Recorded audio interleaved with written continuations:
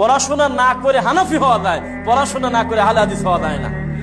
একটা লোক আহলে হাদিস কিন্তু রানিং জর্দা দিয়ে পান খাচ্ছে মনে করেন, বা হাতে বালা আছে, অথবা টাকনুর নিচে কাপড় আছে, অথবা মুখে দাড়ি নাই, এই মানুষটাকে যদি জিজ্ঞাসা করেন যে তুমি কি আহলে হাদিস, বিশ্বাস করেন অস্বীকার করবে, ও লজ্জা পাবে যে না আমি তো আহলে হাদিস হলে তো এই কাজ করা যায় না।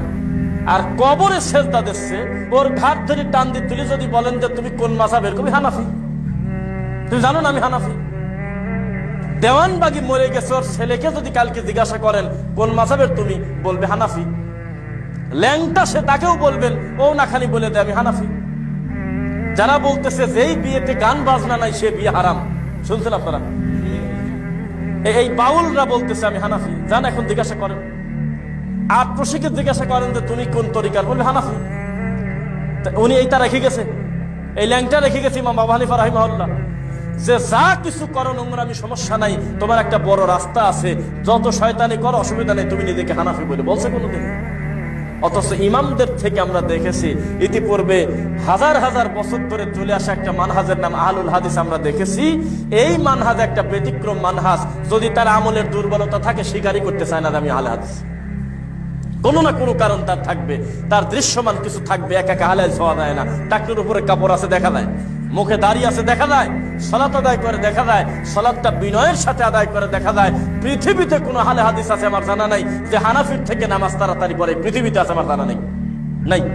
2 রাকাত কম পড়তে পারে নফল সালাত, তবে কোনোদিন তারা এইভাবে করে না রুকুতে যাওয়ার সাথে সাথে রুকু থেকে উঠে আবার সিজদায় চলে যাওয়া, এই সালাত তারা পড়ে না।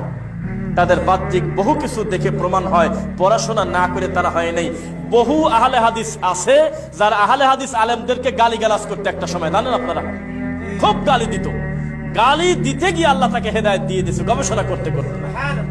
তো এটা আপনি কি মনে করবেন? হক আসে কার পক্ষ থেকে বলেন তো? ওয়াকুলিল হাক্কু মির রাব্বিকুম, আল্লাহ বলতেছে হক আসে আমার পক্ষ থেকে।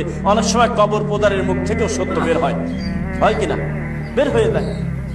তো এই জন্য আপনারা মনে করবেন রাসূল সাল্লাল্লাহু আলাইহি সাল্লামের নীতিতে সালাত আদায় করা, তার পদ্ধতিতে ইবাদত বন্দেগী করা, এর থেকে বড় জিহাদ আর কি হতে পারে আজকের এই দিনে?